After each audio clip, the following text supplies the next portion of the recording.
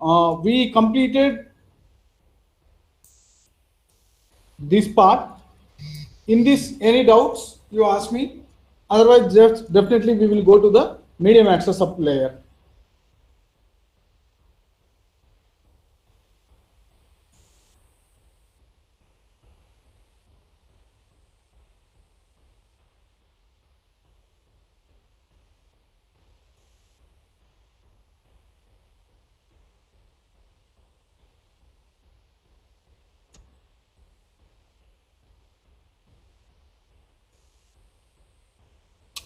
Don't get confused with this a 1-bit sliding window protocol. This is a stop and wait ARQ. Okay, this is go back in. Okay, and this is selective repeat ARQ. ARQ techniques which I have explained that.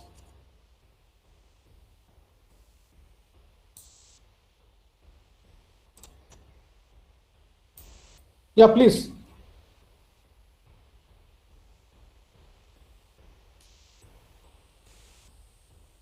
Design issues we have completed, framing we completed, error detection correction we completed, elementary data link protocols like simple protocol for noiseless channels, simple and stop and wait protocols which we have discussed for error-free channels, and then we have discussed a simple stop and wait protocol for noisy channel.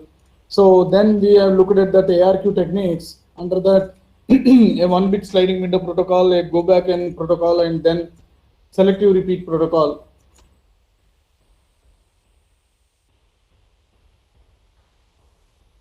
Any doubt, or shall we go to the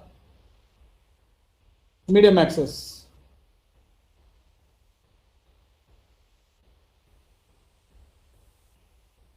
Dear friends, I'm asking you only, please respond.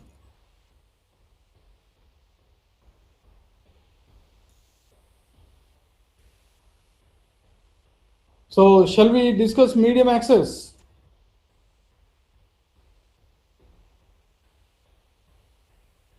Okay, fine. So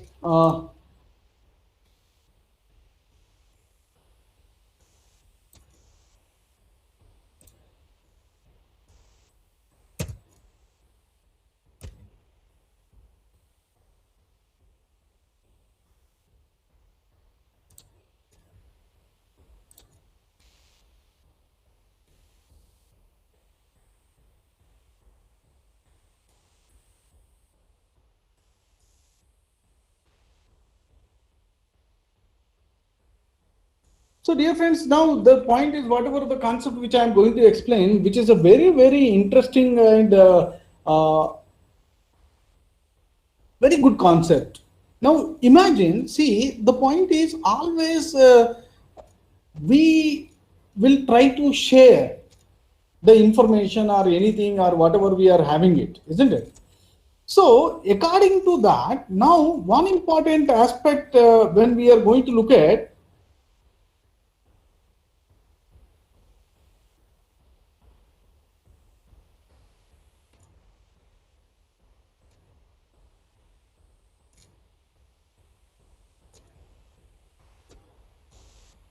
one minute.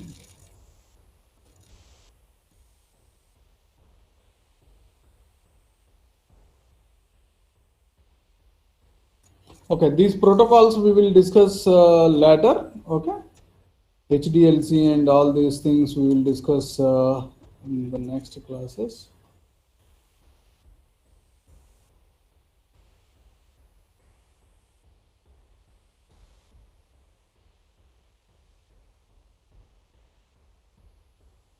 Yeah.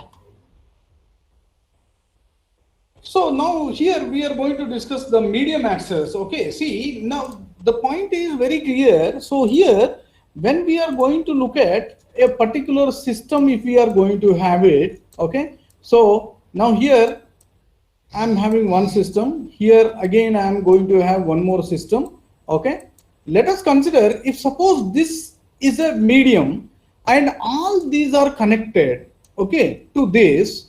Now the question arises, so 3 users have connected to this particular cable. Now the question arises, who should access the medium first? Who should access the medium first?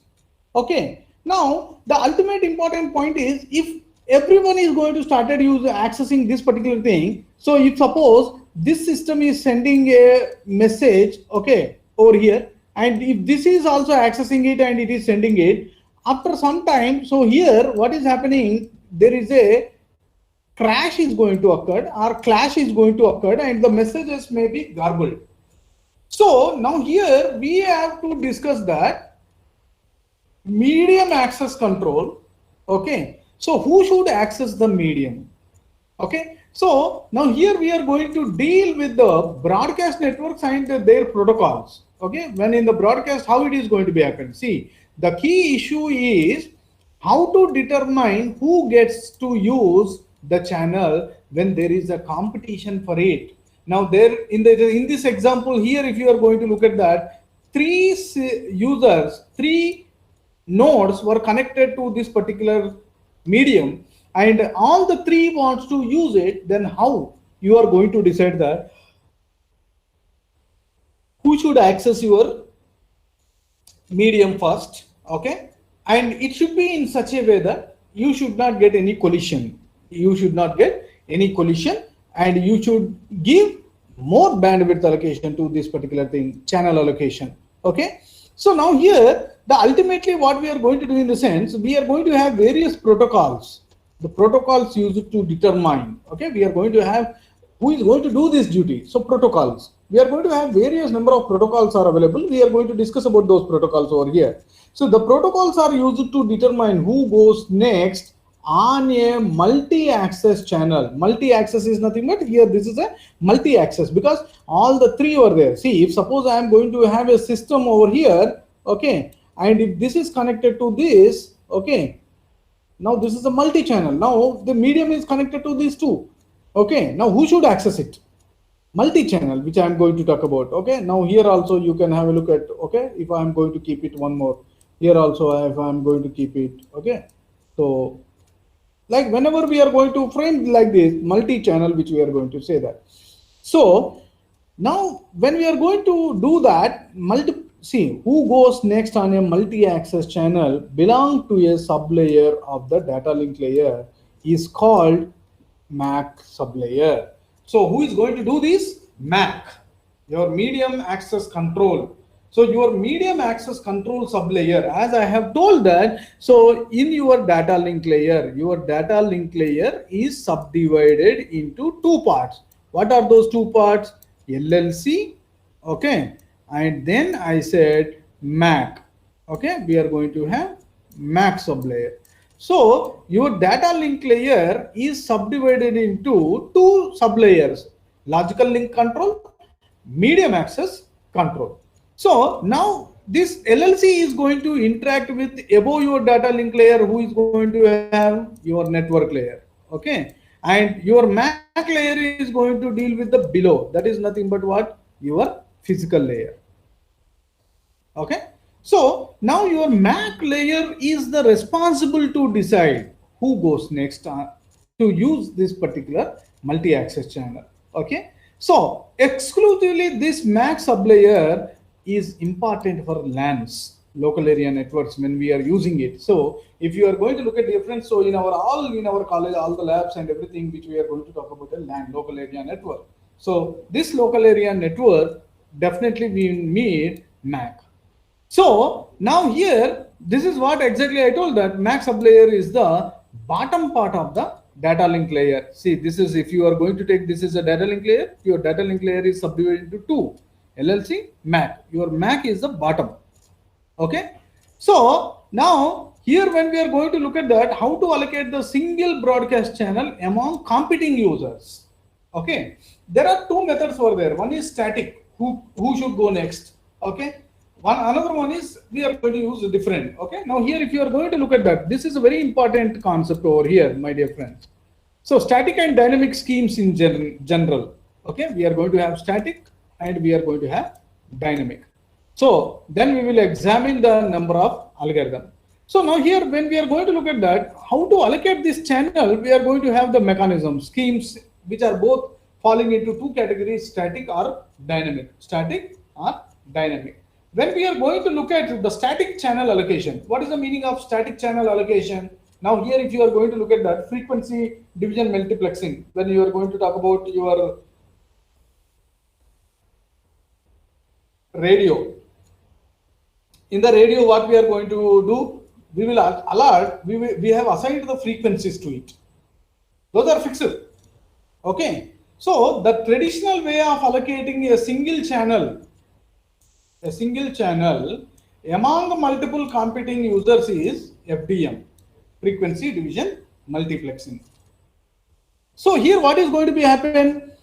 One frequency, whatever I am going to have, if suppose 10 are there, what I am going to do, I am dividing this bandwidth into 10 parts. Into 10 frequencies, and each frequency I am assigning it. See, now here what is going to happen, if there are n users, the bandwidth is divided into n equal sizes. Okay, so now each user being assigned one portion.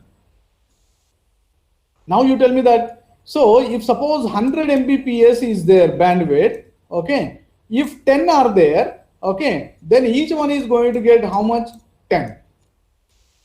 Now imagine in every radio channel, every time you are going to get the things, don't look at your FM and all these things only, okay, your AM radio is also there, Doordarshan channels were there. Sometimes you don't have any program over there. Now what is going to happen? If suppose imagine here the program is not there, so here the program is not there, so here that it is allocated but the program is not there. Now you see almost how much bandwidth we have wasted? 30 Mbps we are wasted out of 100. Because even though it is not having any data to send, also you have assigned fixed static. So since each user has a private frequency band, okay, and this kind of things are going to be good when you are using only small and constant number of users. Now when there are number of senders is large and continuously varying of the traffic is bursty, FDM presents some problems. Now that is what I have explained over here. Okay, so now what is that? Now here you can look at that. If the spectrum is cut up into n regions and fewer than n users are currently interested in communicating, a large piece of valuable spectrum will be wasted, as I have explained. So now here imagine if suppose in the FDM static allocation, what is happening? Now if suppose 60 students were there, I have given it. So out of that, so some 20 students were not having anything to send at that time. Okay, now what has happened? Whatever the bandwidth I have allocated to those 20 is wasted because it is static. I cannot utilize it. Okay, now that is what exactly we are going to look at, that. Assume that the number of users could somehow to be held constant at n, and dividing the single available channel into static subchannels is inherently inefficient. Okay, so the same arguments that apply for TDM also, time division multiplexing. Imagine, sir, you are saying that frequency. Okay, instead of the time, if I am going to use, I am going to say that time. I will not divide the frequency, sir. I will divide it into a time. I will allocate the time. Now, if at that time, if that particular faculty, let us consider a simple example. I have divided the time. Okay, today my time is there at this class. Now I am not going. I am not interested to take. Now what is going to happen? That slot is wasted. So whatever we have discussed for FDM, the same thing is applicable to the TDM also. So each user is statistically allocated every 9th time slot. If the user does not use the allocated slot, it is just lies false. So now this is what exactly is going to be happen in the static channel allocation. Okay. So Fatafat immediately respond in the chat. Is it clear static allocation?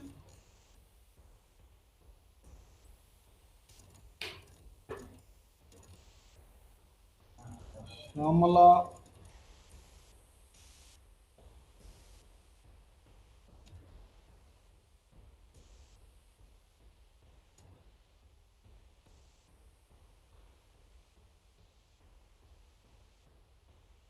So now we will look at what is the meaning of a dynamic channel allocation. Now, in the static channel allocation, so we have divided and fixed, we are doing it. But in the dynamic is nothing but what? I should not divide or I should not allocate it to anybody. It should be there. Now, whoever is having a data to send, they should be allowed to use the channel and can send it. But there is a challenge. There is a challenge. This is something like a railway track. One track is there, 100 trains were there. How these are supposed to use these particular tracks? Imagine if you are going to take a Secunderabad railway station or a simple example of any railway station. How many platforms are going to be there? If it is a small station, 2. If it is a big junction, max 10. Now, when we are going to look at that, in that station, that is nothing but in Secunderabad, if you are going to take 10 platforms are there, in some XYZ, 2 platforms are there. So there, you mean to say that in that Secunderabad only 10 trains are going to come? In a small station, if the 2 tracks are there, only 2 tracks are going to come? Only 2 trains are going to come? No. Hundreds of trains were there. Now, these hundreds of the trains, how best we have to allocate these channels? And at the time of allocating of the channel, again, we should be very careful that collision should not occur.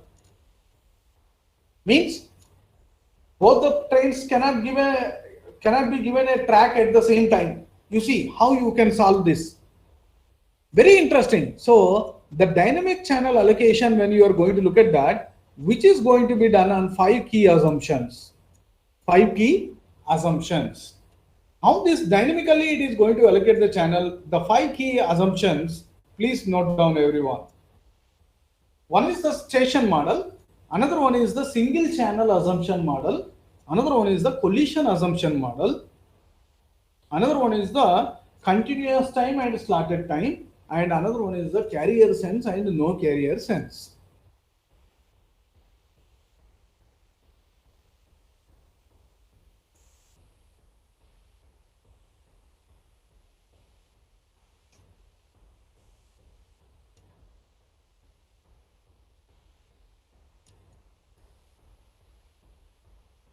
So I hope everybody is noting down this particular thing, 5 key assumptions of the dynamic channel allocations, which are very important.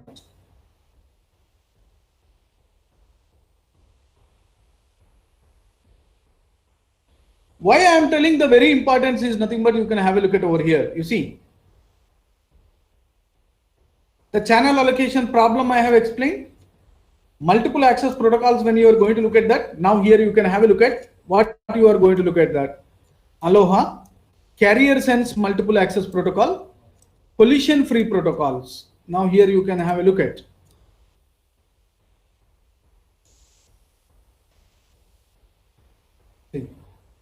This is the topic. The moment if you are completing it, your second unit is completed. Your second unit is completed. Okay.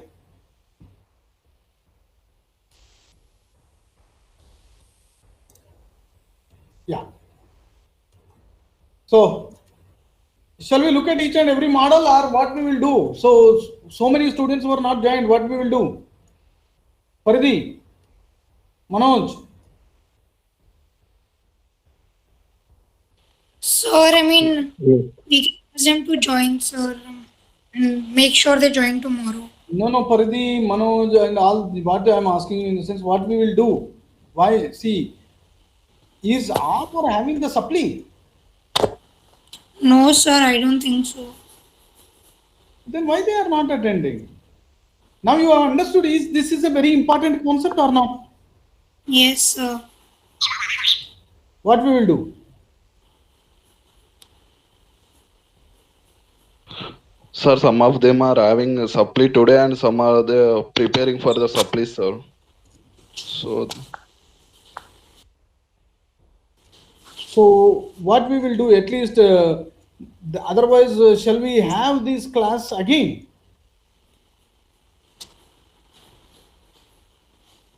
Vijay?